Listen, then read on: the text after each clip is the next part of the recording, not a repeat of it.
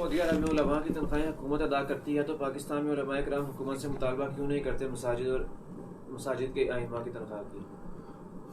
سعودی عرب میں علماء کی تنخواہیں حکومت ادا کرتی ہے تو پاکستان میں علماء مطالبہ کیوں نہیں کرتے؟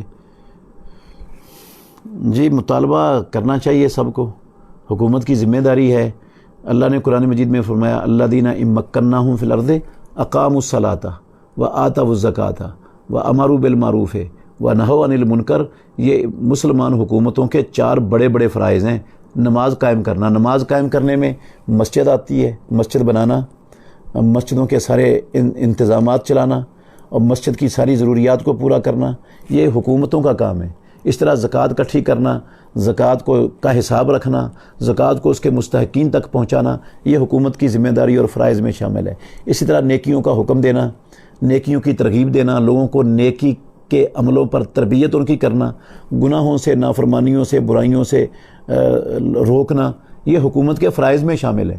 تو یہ کام جو علماء کر رہے ہیں یہ حکومت کے کام ہیں۔ تو جب علماء حکومت کے کام کر رہے ہیں تو حکومت کو چاہیے ان کی کفالت کرے، وہ حکومت کے ذمہ ہے ان کی کفالت اللہ رب العالمین کے اس فرمان کی بنا پر۔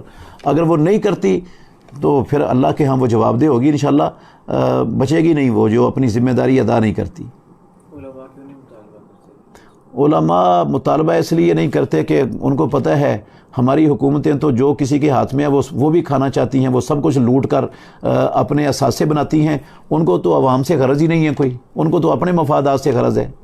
اس لیے وہ کہتے ہیں اپنے جن لوگوں کو جو اپنے مفادات کے غلام ہیں، مفادات کے بندے ہیں، جو قوم کے، ملک کے، دین کے ویسے ہی باغی اور سرکش ہیں، ان سے مطالبہ کرنے میں اپنا وقت اور اپنی عزت کو ضائع کرنا ہے، ان سے مطالبہ کرنا بس ہے، وہ اس لیے نہیں مطالبہ کرتے ان سے۔